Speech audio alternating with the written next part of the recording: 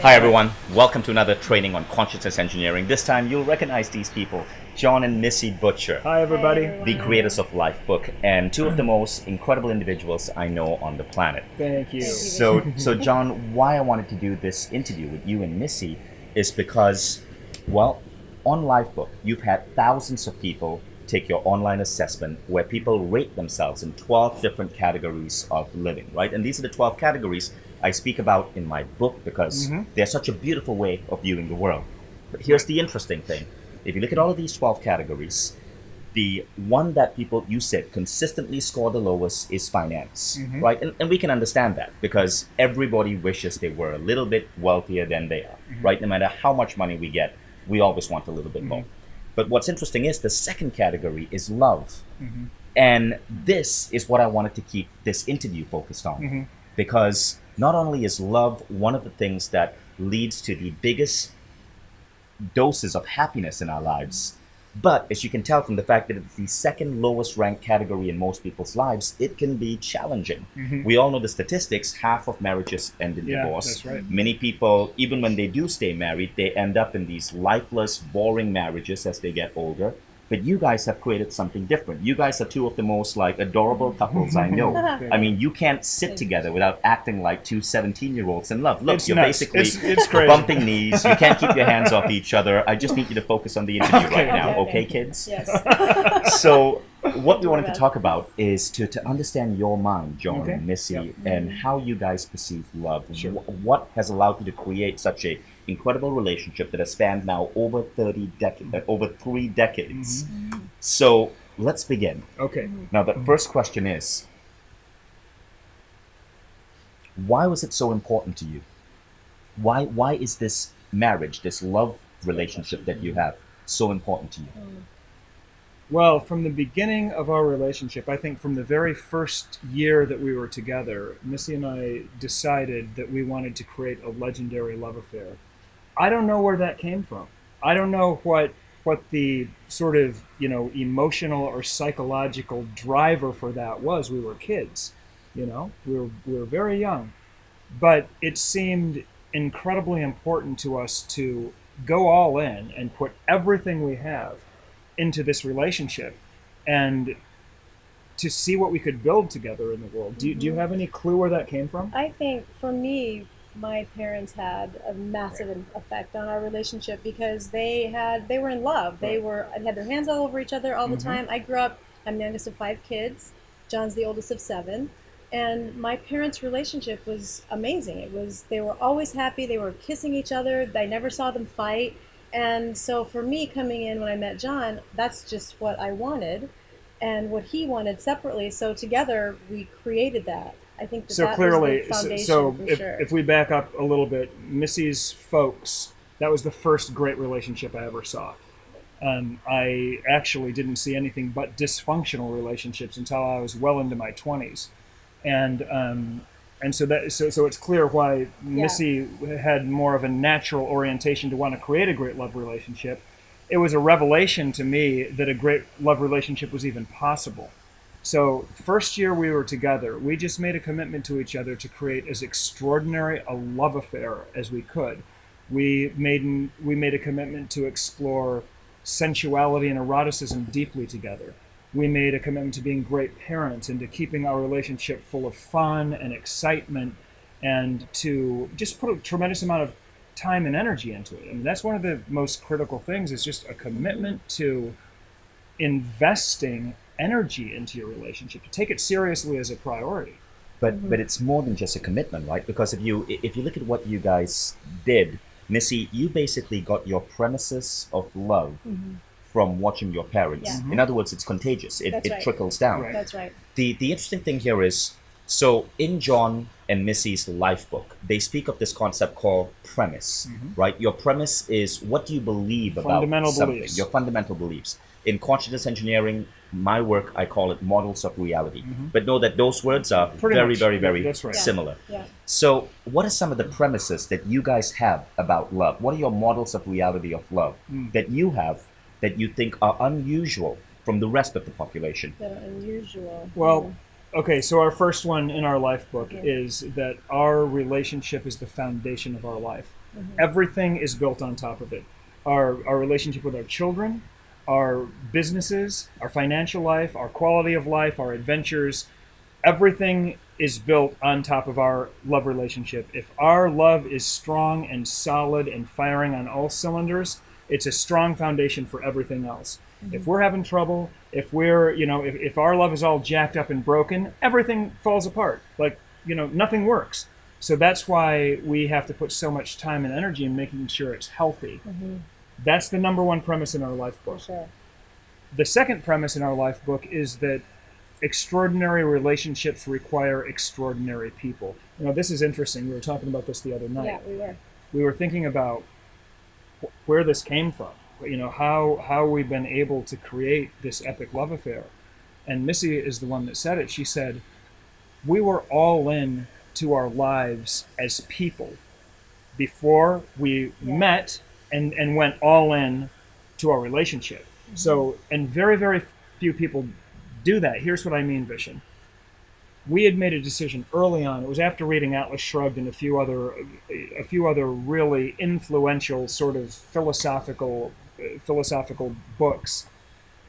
We decided that we wanted to squeeze every bit of excitement and enjoyment and passion out of this one life that we have. We made that decision separately as human beings, that we were going to go for it. We weren't going to leave anything on the table. And that's unusual, because I got to tell you, I've met very few people who have done that, and certainly back then I didn't know anybody that had done that. Maybe one of the reasons that attracted me so much to Missy and vice versa. Mm-hmm. So we'd made a decision to have an epic life before we came together. And then once we came together, now we're going to build an epic life together. So those are a couple of our premises. Anything come to your mind, Susan? The thing that comes to my mind is that I think the reason that we were all in with our separate lives before we came together and put it all into our relationship was that we both had a sense, we were taught at a really young age that we were responsible for our own well-being and for our own selves. I certainly grew up that way. My parents ingrained it into my being that I was responsible to take care of myself, to make sure that I did everything myself so that my life would be great. It wasn't their responsibility to take care of me. I mean, up to a certain point, of course, that's the case, but self-responsibility was definitely just ingrained. So you came in as fully formed individuals, basically. My path was a little bit different. I wasn't taught any of that as a kid. I had a super dysfunctional childhood, but I learned that as a teenager when I started reading Ayn Rand's work, and Nathaniel Branden's psychology work, and things like that, and even sort of understanding more about the universe through reading Carl Sagan and understanding about the cosmos that I live in and what my place is in that cosmos. I developed that same kind of a philosophy later in life than Missy. But by the time we got together, we were fully functional. We were all into this life. We knew that we were going to have an epic life. And then we came together. It was like a perfect storm. So the first premise there is that your relationship is the foundation of everything else, right? Yeah. Your kids, your business. Yeah. Mm-hmm. But this is where I wonder, is that safe for most people? Half of marriages end in divorce. And if you build that much on a relationship, and knowing that the probability of divorce on average is 50%, everything else could crumble. So is it really wise to make your relationship the basis for everything? Premises are self-fulfilling prophecies, as you know. Beliefs are self-fulfilling prophecies. So if your belief is, 50% of marriages fail, so that gives me a 50-50 chance, I'm not sure. So let's not go all in. Exactly. Right. So let's not make it the basis. What's going to happen? How is that going to affect your daily actions? Versus Missy and I were all in first year of our marriage. We're like, you know what? If this fails, if this crashes and burns, so be it. We're going to give it everything we have with every molecule of our beings, and we've never looked back for 1 second since. So what you're essentially saying is that one of the reasons 50% of marriages end in divorce is that we hear that 50% of marriages end in divorce. I believe starts so. with your belief. So Right. And so people refuse to make it the foundation of their lives. It's too risky. It feels too risky. Feels Right. risky. It feels risky. Right. Yeah. That's interesting. So that is one of the premises on which you guys built your love affair. Let me just That's say fundamentally one different. thing Yeah, I about would that, say. though. We know some couples. As you know, Vishen, we've met so many wonderful couples through Lifebook. And if you fall hard enough for each other, you'll know. You will know. This is it. I mean, yeah, 50% of marriages may end in divorce, but this one's not going to. I am in love with her. I am in love with him. This is what I'm going to push all my chips in. Yeah. And so you can override that bad belief. And at that point, if you do totally, you're all in, you put all your chips in, then you have, that's your framework, that's your vision, that's your life vision, as it were, or your love relationship vision. So if that's what you have as a vision, all of your decisions, all of your thoughts, you're going to keep going toward that vision. You're not going to do something that would be undermining the relationship. You never behave inconsistent with your beliefs. Right, and if it your has a belief life is of its this is the one, this is it, this is what I'm building, your beliefs are going to be consistent with that. I mean, your totally. actions. So if you and I always go back to this: if you believe what you believe, your thoughts are based on your beliefs, and your thoughts are what creates your reality. So if you have a certain belief, you will think a certain way, and your reality will be a certain way. And the next step is you'll think a certain way, which will cause you to take certain actions, which will create the outcomes in your life, which is what creates your life. It starts with your beliefs. Wow. Yeah.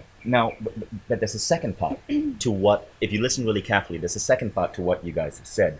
And that is that you guys really, really, really focus on your own individual personal growth, right? Because you do not want to be in a relationship if the person you're with is abusive or doesn't have their shit together, for lack of a better word, That's right. or is collapsing and breaking down on you.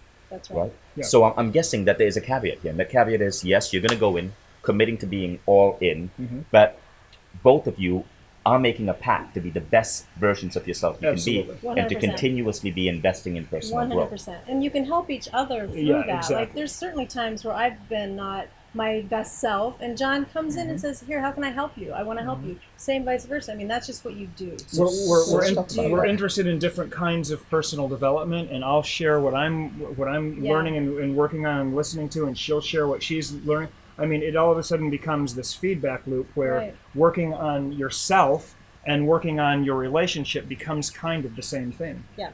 You merge to a certain extent. So how do you guys bring personal growth and that quest for personal growth into your lives? Do you do it individually, or do you do it as a couple? Well, we have read the same book at the same time before. We do a lot of... We don't do that often. No, but we do do it. Have done it before. That's an example of doing it together. So if we work out and listen to books, we both love to listen to books. Yeah. So if we're listening to the same book, we'll have discussions about it. Or, I mean, we're constantly talking about our life, like our kids, what's going on in their lives, anything. And so if we have a problem with one of the kids, or we have a situation where we need to really step in and put our parenting at the forefront of our life, then we discuss that, and then we discuss it with our kids, and we figure it out. So it's not even so much, there isn't even a differentiation between me and us, or him and us. So after 30 years together, the edges really do blur. I mean, it's like we have sort of a collective consciousness, and sometimes I'm not sure where Missy's knowledge begins and mine ends. We've really merged. But here's how I would say that sort of concisely. We do a lot of personal development work and study on our own. Like when we're working out, we'll listen to books like Missy says. But we spend so much time talking about our life vision. It's our favorite subject. So we'll talk, we'll go out for dates, and the dinner conversation will be about our life vision, what it is that we're trying to create, about our kids, about the home that we're going to build, about the businesses that we're running. And this is the subject of our discussions. Right.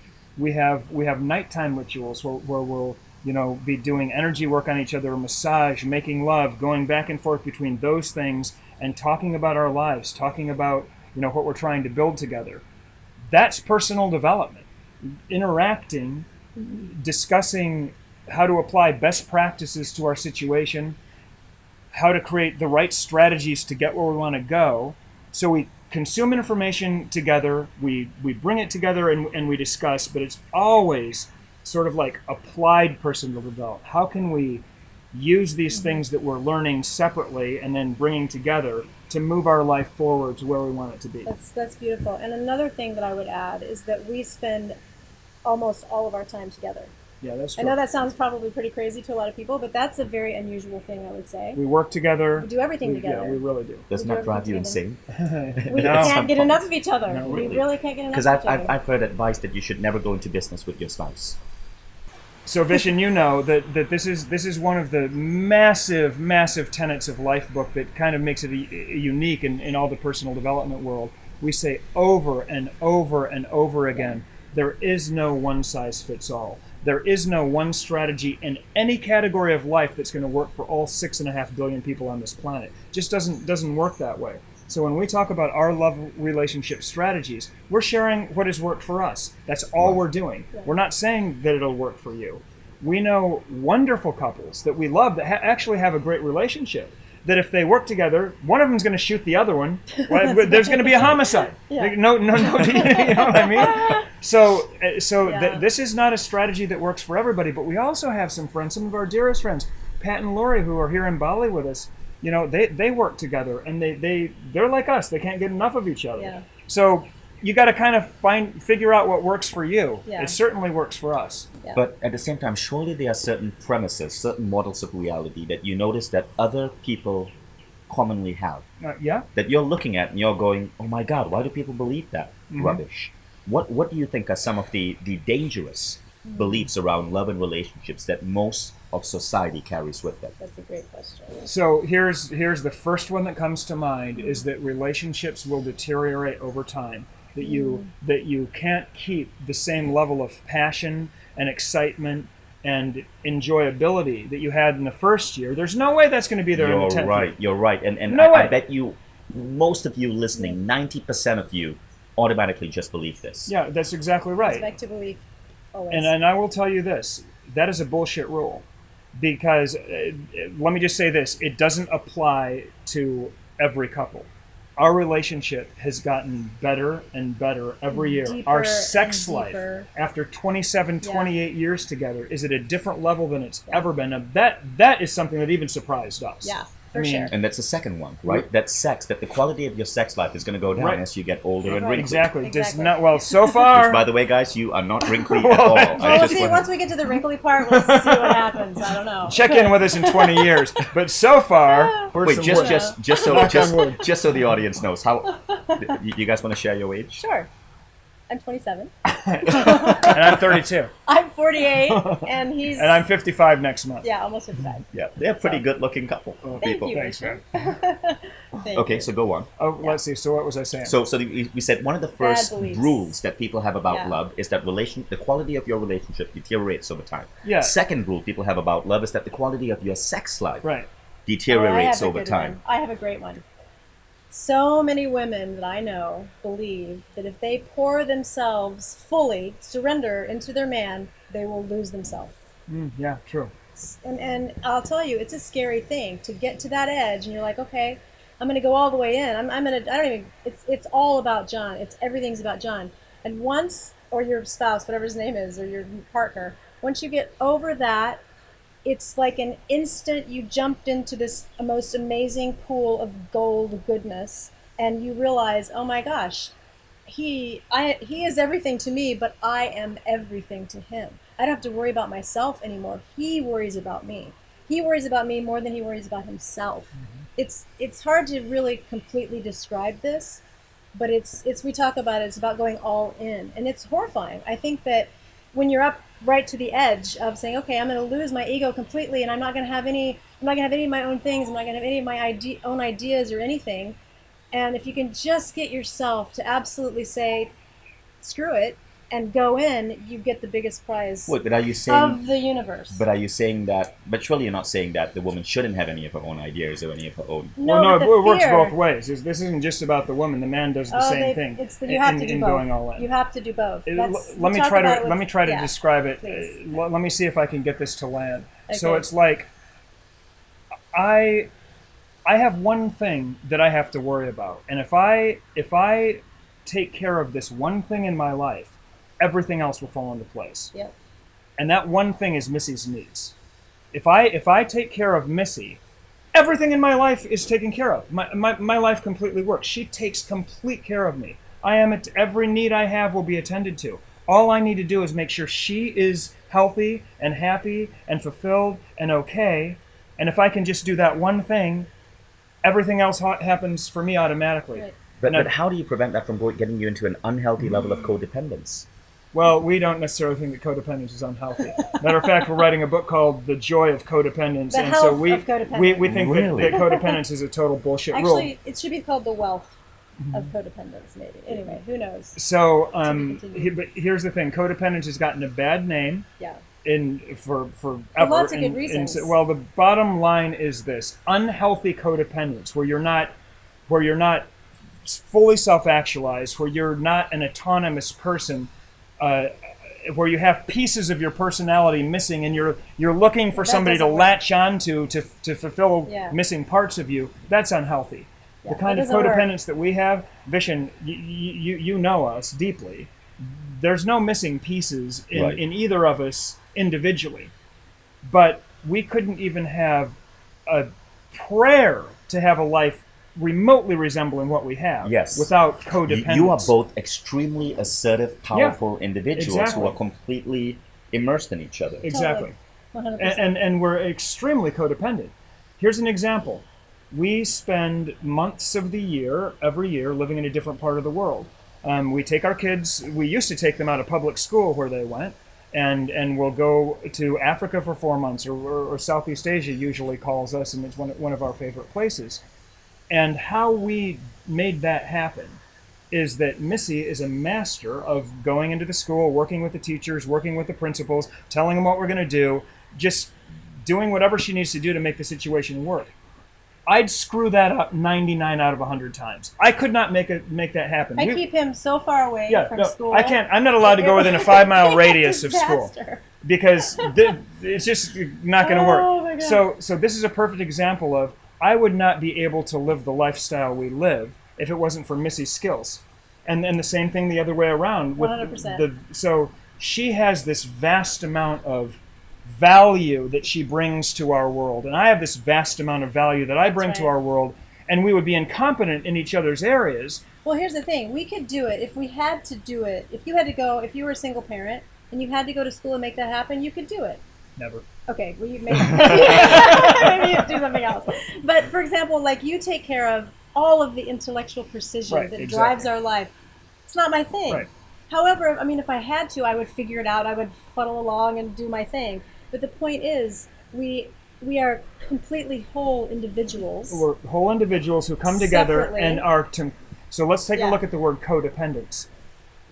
The lifestyle that we have requires a tremendous amount of codependence on each other. A tremendous amount. There are huge pieces of it that I could never plug in, and huge pieces that Missy could never Right. plug in. But To the our two of life, us to our together, big life. the whole package is there. Right. We can go so much farther Yeah. out with this codependent approach than we ever could on our own. So, And we- so remember that scene from Jerry Maguire, where sure. Jerry Maguire goes up to that woman he's fallen in love with, and he says, "You complete me." Yeah. Right. Okay. Yeah. A lot of people over the last decade or so since that movie came out criticized that scene. They said, "Well, no one should ever complete you. You should be complete on your own." What would you guys say to that? Well, again, everybody has their own way. So I'm coming from my perspective. I lost 2 younger brothers to drugs and alcohol. My dad almost lost him many, many times, and I've struggled with it. It's almost gotten me twice in my life. Without Missy, I wouldn't be alive. Missy, maybe I did have a missing piece in my life, but the bottom line is she filled it. And if I wouldn't have had her to pull me through, especially in my younger years, you know, like my angel, I wouldn't be here right now. So judge it however you want to judge it. But the bottom line is Missy completes me, and I am unapologetic for that. It worked in my case. And I could not live without John. Bottom line is, he is my purpose. He is my purpose. The reason that I am here, I truly believe deep in my soul, it's in my life book. My purpose in my life, the reason that I'm alive, is to be his love, his angel, his wife, the mother of his children, the grandmother of all of our grandchildren. It's my purpose. So that's where we're at. And I feel I don't really even know how or why that happened, Vishen. I'm just really grateful for it. So we try to deconstruct it to help other people, but sometimes we get a little lost in doing that. You guys just have a completely beautiful, but in some ways unusual It is It is unusual. premise on love. Yeah. It is unusual, but Yeah. it's incredible to see it work so well. Thank you. Thank you. And that's why we're very careful not to preach this is the way. Because, Yeah. first of all, the truth of the matter is that not everyone can have this. You have to be set up a certain way. You have to be willing to leave your ego at the door. You have to be willing to have a purpose that's bigger than your petty wants, needs, and desires in order to create something like this. You may have to be set up psychologically like we are. I don't know. But that's why we're so careful not to go out there preaching that this is the way that love relationships should be. The truth of the matter is, you should find your own DNA. You should figure out what your ideal situation is. We know a lot of couples that are very independent, that live two very independent lives, but they come together and they have a beautiful relationship. We have a very dependent relationship on each other. So there's no one size fits all again. But we sure are fortunate and grateful that our love took the path that it did. Yeah. So what would be some of the practices that you'd recommend people watching here might want to bring into their relationships, whether you're married or dating or just in a relationship with someone? Let me set it up by saying this. Regardless of whether or not everyone can have what we have, there are strategies that we use that any couple can apply to make their relationship better no matter what. So we'll share a couple of those right now. So in other words, this may not be fully scalable, but there are pieces that you can take and apply to your love that will make it better. We say that our number one strategy that we share with people, if you want to create your version of your extraordinary love affair, are connection rituals. And we have 4 or 5 different kinds of connection rituals. And to us, because what is a relationship about? It's about two people connecting at the deepest level that you can possibly connect. So a few of our rituals are, we have a daily connection ritual called our ring walk, where after work, we'll walk around our garden for sometimes as long as an hour, have a cocktail sometimes at the end of the day, although we haven't been drinking as much as we used to, so sometimes we have a kombucha now. Yeah. It's to relax and it's to connect Yeah. after the busyness of the day, to catch up on what Missy did today and what I did today, and that's a phenomenal ritual. It's amazing. Another one is Yeah. date nights. Yeah. Why don't you talk about that? So date nights are once a week. We've done this for 30 years. We go somewhere, or we send our kids away now because they're older. It's and an they can overnight date, which is Overnight super date. important to us. 24 hours overnight. You don't go out to dinner and come back and tuck your kids into bed, because that breaks the magic. Breaks the spell. So it's literally a full immersion of 24 hours of just being in each other's space and time. Grown-up and- time, Yeah. sex time, sensuality time, intimate time, Yes. deep conversation time, Right. time to talk about life vision, time to go out and have some fun together. We even have had in the past a sex date. Like we would have when we've had super busy life for a long time. Now it's slowing down and we're having a lot more fun. But we would actually schedule in our sex dates so that we wouldn't miss sex, because that's like one of the deepest connections you can have.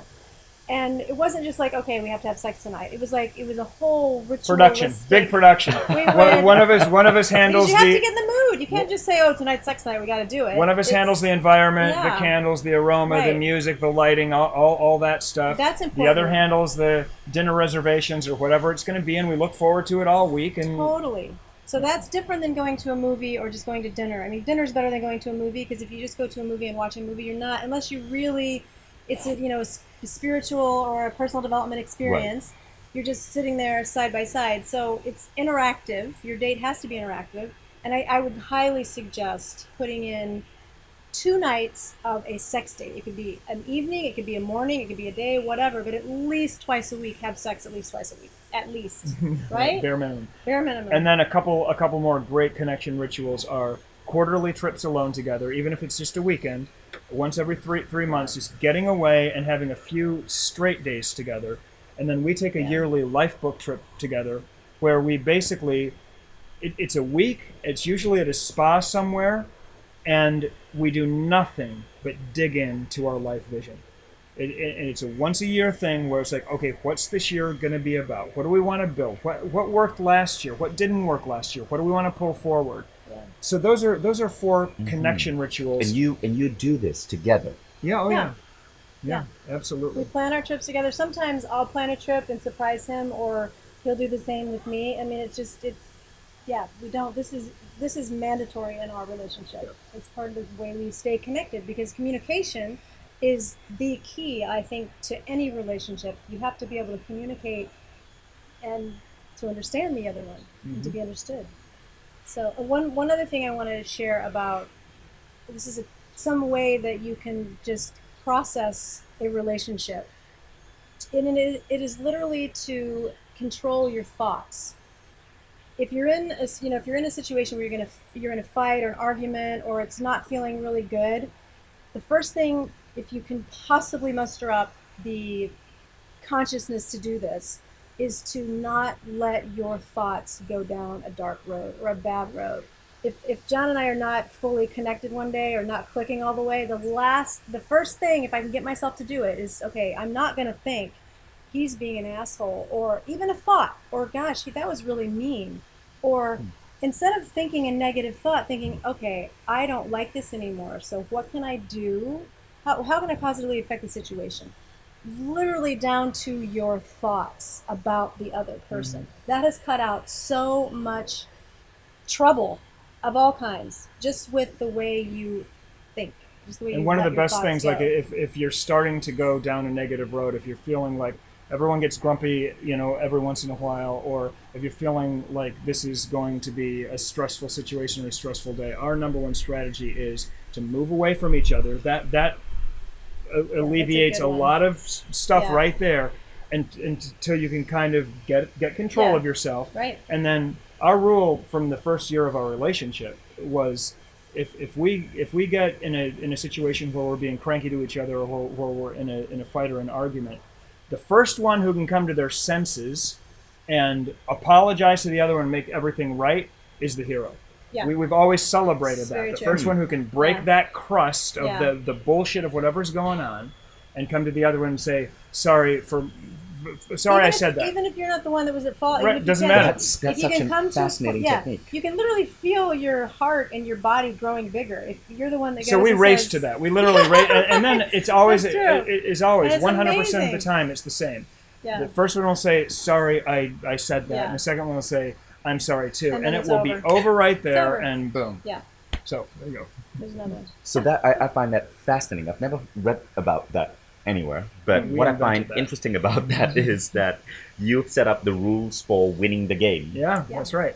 Or the rules for winning the argument before the argument actually starts. And the rule for winning is to be the first person to come to your senses and apologize. Yeah, exactly. Yeah. And then do you keep score? Like, who wins the most arguments by apologizing? Ever. That's another thing. That brings up a great point. Because you talk about premises. Right. Keeping score is probably the worst enemy of a great. It's probably literally the single thing that hurts more relationships than anything else. Yeah. Is keeping score in any way, shape, or form. You got to let that kind of thinking go. That's not being all in. Yeah. Right. So we got rid of that a long time ago. Although I have a big scorecard in my closet that I never check. No, that's not true. Everyone that knows us knows who's winning, so it doesn't matter. Okay, so what about people who are in relationships right now, okay, and they have been keeping score? Okay. So like most couples, something has happened in the past that hurt them, and whether they want to or not, it's there. How would they move beyond you? That's a tough one, Vishen. We have our highest level program is called Lifebook Ultimate, And it's a very expensive year-long coaching program that Missy and I run ourselves. We don't do it anymore because it has just taken too much of our time and energy, and we get so into it. If we have clients that are at that level with us, we just get so emotionally involved, and so we had to kind of let that program go for now. But half of the couples that walk through our door were having horrible problems in their marriage and in their sex life and in the situation that you just described. And I think that where we tend to start in helping them work through these issues and get to a better place is by just trying to show them what kind of a pot of gold is at the end of the rainbow if you can work through these issues. Here are the benefits of letting that shit go. If you stop keeping score, if you're able to leave your petty emotions at the door, leave your ego at the door, focus on the bigger picture of what you could create together, the heaven on earth that you could have as a couple, if you're able to let that stuff go. That's kind of where we start to try to get them to see. Starting with their life vision, really. Right. And making sure that they're both on the same page of their life vision. Because if they have the same life vision in their love relationship, then you can pretty much work out anything. Right. You really can. But a lot of times, some people really just need to go talk to someone. Like we're not marriage counselors. Yeah, right. So we don't have a specific DNA of leading people through. The other thing is every situation is different. Totally different. Every couple has different problems and challenges, and so again, there's no one size fits all. But our start is always the same. Trying to communicate to them the heaven on earth that they can create if they get that masculine feminine balance right. If they start to appreciate each other instead of having a war with each other all the time, and then we start to move toward their vision. And I think also letting them know that once you have that vision, that's your holy grail. If you really have dreamed up this life vision that you want, or this love vision that you want with your mate, and you guys are both all into the vision, it's like that is the that should decide everything. It's like, okay, is this action right here? I'm really upset right now, or I can't let this petty little thing go. Is that going to serve that life, that vision of that love, or is it going to hurt it? Right. And you guys mentioned a lot about life vision. Life vision. Now, I know where that's coming from. That's coming from Lifebook. Could you just quickly explain what you mean by that? Yeah, absolutely. So at Lifebook, what we do is we look at the 12 categories, the 12 most important categories of your life. Most of you know that. Your health and fitness, your intellectual life, your career, your financial life, etc., your love, relationship, parenting. And in each of those categories, we help you create a vision for what you want. How do you want to be living in this category? What do you want this category of your life to look like? Then at the end of the program, we take a look at all of the visions for those categories and pull them into one singular, compelling vision for your life. So it's like, okay, this is the life I want to be living in every important area. That becomes the target then of the program. That becomes the goal that you're trying to move to. And in love relationship, what we try to get couples to do is, and we give them good examples in our life, and we try to give them as much to work with as possible, because some couples don't know where to begin. They haven't had the role models, right? They just don't know where to begin. So once we can help them develop a vision for the kind of relationship that they'd like to have, then we just literally start giving them strategies like connection rituals. It's important. Sex is a doorway in. Having a great sex life takes care of so much, because there's no deeper connection than sex. And so that's another thing that we work on is working on their sex life, trying to get a healthier, happier, more sex life without so many of the complications and the what would you say, baby? Yeah, hang-ups. Exactly. Yeah. That's a big one. If you can get that area of your life handled, a lot of these problems fall of their own weight. Yeah. Right? So we start working on strategies to move closer to that vision. And one of the other big ones, I think, is that you have to communicate, and you especially have to communicate about those hard things. Like you're saying, you were hurt in the past, or there's something that the other one did that's just like totally crossed the line, is unforgivable. But the only way you're going to ever get to the bottom of that and resolve it is you have to talk it all the way down until there's no more emotional charge. There's no more anything, and it is removed. And that takes a long time. Well, Sometimes and that takes here, a let long me just say time. something about that. You've got to figure out a way to do that and create an environment Yeah. in which both of you feel safe, neither of you feels judged, where you can feel like you can share honestly and openly and freely without fear of retaliation. That's a Yeah. mature That's hard. psychological place to come from. Yeah. It's a relatively sophisticated relationship with each other that, so that alone, just being able to get to the place where you can talk about those Yeah. difficult issues without the emotional charge can be And very challenging. That's helpful. That's when it's helpful to have someone else. To have someone else just kind of help you create that space and keep you on track so that you don't get into a negative spiral. And that's helpful. Ideally, you do it just the two of you. Yeah. If you need some help to get going, Sure. that I would say is a good thing. Yeah. But difficult conversations can be hard to have. For sure. Oh, yeah. So there are two other things you guys talk about, which I notice is unique. One is how much effort you put into being dressing well, being attractive, being physically fit, and having your body in its prime state for the other person. Yeah, for sure. Yeah. That's Yeah. yeah. Well, I mean, that helps with the sex life. That helps with everything. Definitely. From my perspective, the way that I look at that is I think that John is like the shit. I mean, he's like the most amazing man on the planet Earth. Of course, I should think that, right? He's my man. So he deserves the absolute best. He chose me. He chose me to be his one. So it would be disrespect. I mean, I have to be the best I can be at all times. So that's my perspective. And my perspective that's is it. my perspective is when I take the time to set up our environment and to light the candles and to get the music right and to make myself look good. When Missy comes down the stairs and she's gorgeous and we dress up for dinner every night, no matter whether we're alone or whether we're traveling or whatever, this is just what we do. What that says is, I care about you. I care enough about you to go through a little bit of extra right. effort to Means so to much. delight you. And every Yeah. single time I watch her come down the stairs, I'm Yeah. delighted. And I think to myself, it makes me feel special. It makes me feel good. When I take the time and the effort to set things up in a way that I know will delight Missy, that's my way of saying, That's right. I care about you. I took the time to cook this for you. I took the time to make this environment beautiful because I want our time together to be the best that it can possibly be. It's a real show of admiration and affection. And I love the fact that you guys stay so physically fit.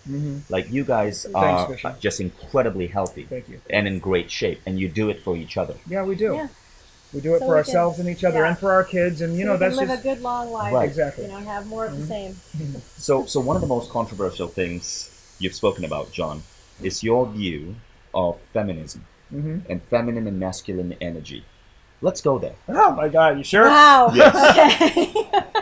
All right. What do you want to talk about? That's the conversation we had once. You spoke about how you feel the feminist movement actually sometimes can teach women the wrong things, and how feminine masculine energy need to be like a yin and yang, okay, for a healthy relationship to happen. But if a woman becomes too masculine or a man becomes too feminine, it can toss that energy system into disarray. There are a lot of theories about this, and again, I'm not going to sit there and say that our position is the right position. But you know, if you take a look at the beginnings of the feminist movement, it was incredibly needed. Women couldn't vote, for God's sake. I mean, so those early feminists, they had to fight a hard battle, and they were fighting for a noble cause. Unfortunately, one of the things they had to sacrifice in order to win the battle was their femininity. It was Their own femininity. They had to do a masculine It was a act. masculine act Right. that had to be done to win the rights that they so nobly wanted to win. The women who fought those early battles, and I'm not talking about the 60s and 70s, I'm talking about the 20s and 30s, they weren't fighting for preferential treatment.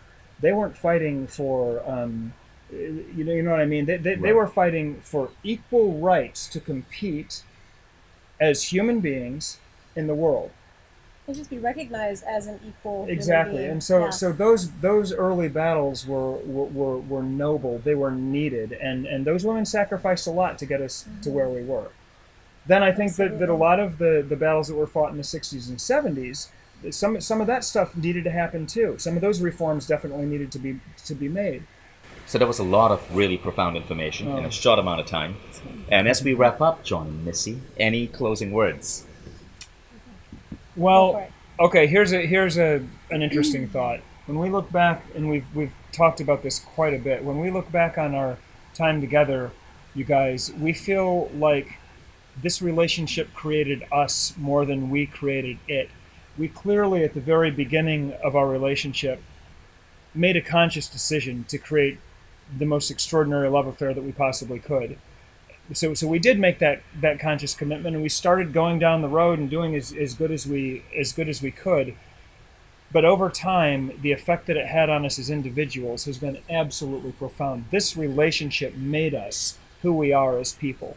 And then we had more in turn to pour back into the relationship. So I guess I'd say there's a big pot of gold at the end of the rainbow if you make a commitment to going all in with the person that you've chosen to have this incredible journey and adventure through life with. Yeah. And for me, I feel like our relationship is now, it's crossed over into the spiritual realm. It's a sacred thing. It's a sacred thing all on its own, and it Taking on a life of its encompasses own. us. Yeah. So For sure. So yeah. thanks for spending this time with us. Vision, thanks Yeah, so much thank for you, having Vision. us. Thanks for joining us, guys. Absolutely. So if you enjoyed this training on love and relationships, here are 2 additional trainings you can check out on consciousness engineering. First, Ariel Ford. She's the author of Wabi Sabi Love, and she has a beautiful talk on this program. Second, Daniel Packard, who's known as the Love Doctor. So check those out if you want to explore this particular theme further. And thank you all for joining us. Tthank you, Thanks, John and Vision. Missy. Thank you, Bye. everybody.